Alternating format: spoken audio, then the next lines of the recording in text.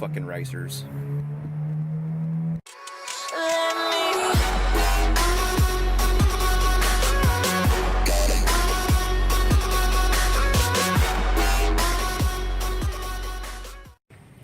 Hey, what's going on, guys? This is Savage Motoring, and today's the first day I've had off since I got back from my vacation, so today we're gonna get cracking on some stuff. Alright, so for starters, we're gonna get working on the Subaru right now. I don't think I've ever mentioned this in any of the videos, but the Subaru actually smokes really bad, and I think it's a blown turbo. So today what we're gonna do is we're gonna go ahead and take the downpipe and possibly the intake off. We're gonna check for shaft play, and we're gonna check to see if there's like a bunch of like oil residue in the intercooler and the downpipe.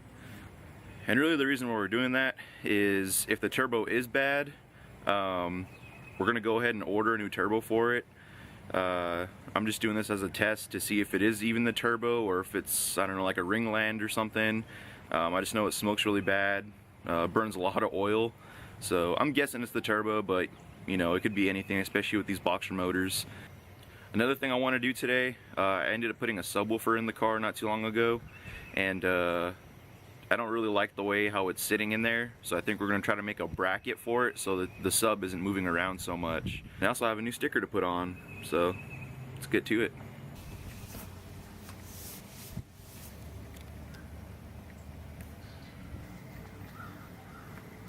Alright, we're ready to get cracking. One of the things I know from personal experience is to get one of these little stubby 3/8 drives ratchets. I picked this up at Harbor Freight for like, I think 10 bucks or 12 bucks or something. But when you're taking the downpipe off on this thing, there's a lot of stuff in the way that's like on the firewall. So this little stubby thing really does wonders when you're taking the downpipe off on this.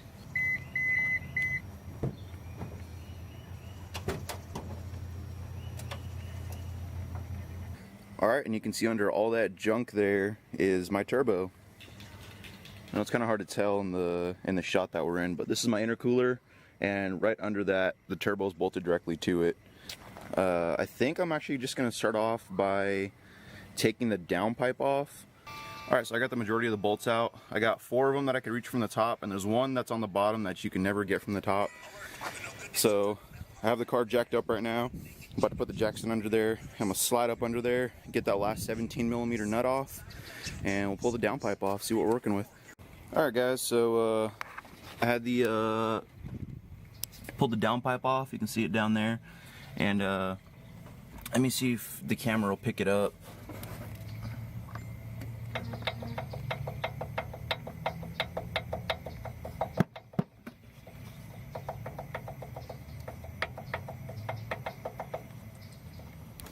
Yeah, so as you can hear, it has I guess a decent amount of front to back shaft play, and there's a little bit left to right. So I was honestly expecting a lot worse, but from what I hear, front to back is worse than side to side, and I feel like it has a little bit more front to back than it does side to side, and I guess that's the cause of my smoking. So I don't know, the old barbecue RX needs a new turbo, I'm guessing. I'm gonna go ahead and start putting everything back on, and I guess we'll just kind of move on from there. Now I know, I guess I should probably order a turbo now. Alright guys, so I just went in for a little bit of a break. I went and took me a nice dump. So I'm gonna go ahead and just bolt the downpipe back on, and I guess we're gonna continue working on the Subaru today. Alright guys, so another thing I wanted to tackle today was making some kind of mount to prevent my subwoofer and amp from sliding around. The way I had it set up right now was I had the subwoofer basically just kind of chilling in the spare tire well. Alright, so this is what I'm thinking about. The back of the subwoofer is resting on that edge right there. What I want to do is have it sitting like that. So I'm going to measure from here to here, these little ledges, and I'm basically just going to cut out some angle iron. I have a big piece in the back. I'm just going to lay it across from here to here with the right angle like this, so it'll pretty much just hold the subwoofer there. Now with the way the car is, the subwoofer physically can't go forward because there's a lip on that side, so I figured if I had a right angle like this, it'll prevent it from sliding backwards, and the shape of the trunk actually prevents the subwoofer from sliding left to right. So I think it'd be just that easy, just getting some right angle going from here to here. So I'm gonna go ahead and get the measuring tape and we'll get this thing going.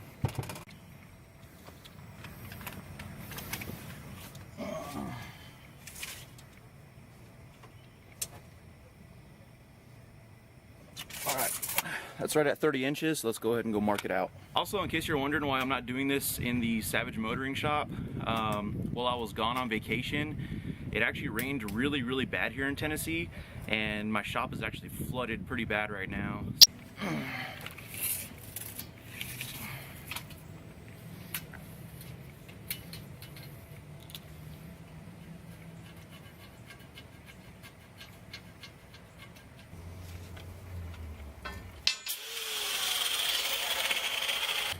Alright, so let's see if this thing fits.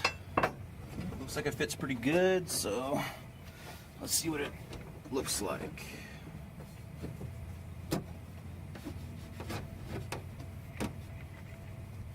And see right there is exactly what I was going for.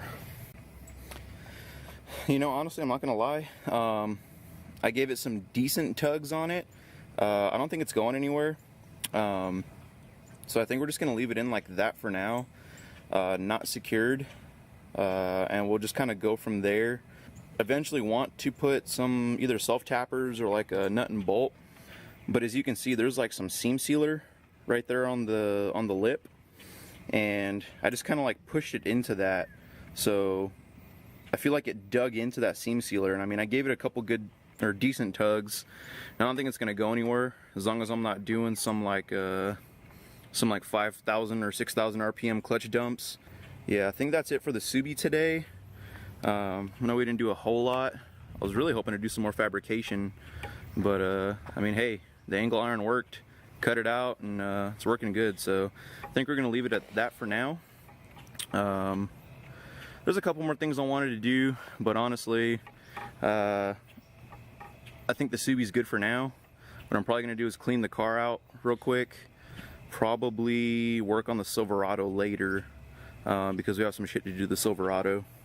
One more thing before I start cleaning up out here, I did have somebody ask me where I got my side skirts from, and I told them that they were homemade, and I wanted to do a how-to video, but honestly it's so simple. I'm just gonna go ahead and tell you.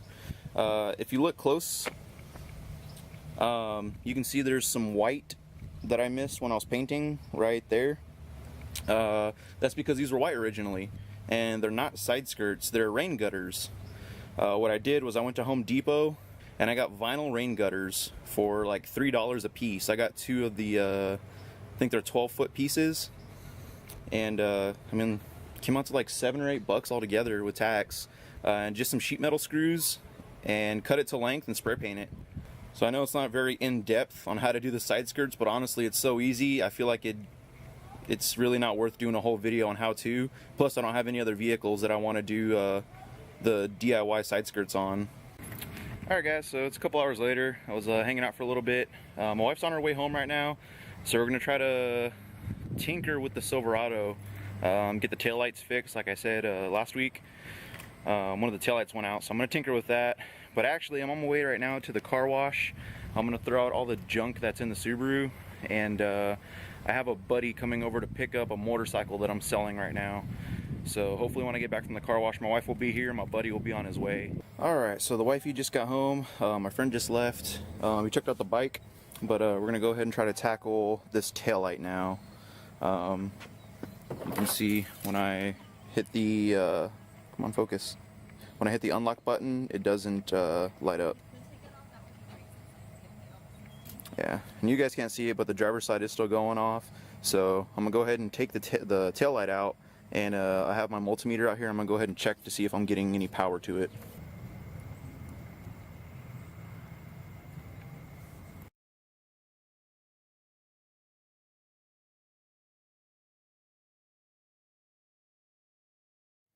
Alright, so I just checked voltage on the top and bottom socket on the tail light, and I'm getting power, so there's an issue within either the tail light, or I'm thinking maybe that little resistor box that it comes with.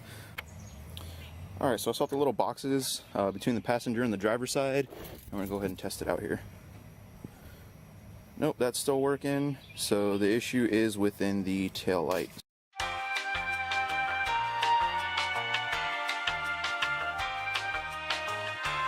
been tinkering with this fucking taillight now for a while now, and honestly I'm just fucking about to give up, because I don't fucking know, man.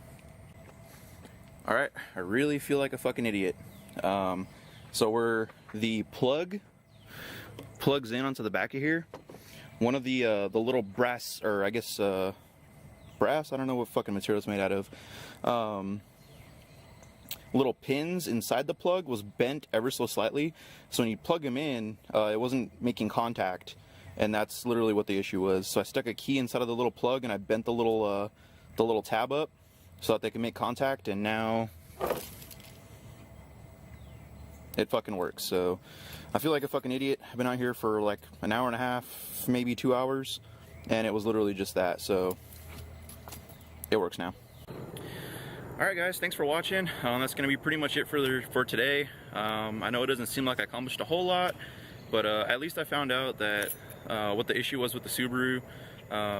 I really wasn't sure if it was the turbo or ringlands or whatever. With it being a boxer motor, it's fucking all kinds of shit that can go on. But at least I know that's a turbo now, so I can either order a rebuild kit for it or just get a new turbo for it. I don't really know yet. But also fix the taillights. So that's pretty much it, guys. Thanks for watching. We're gonna get cracking on some more stuff soon.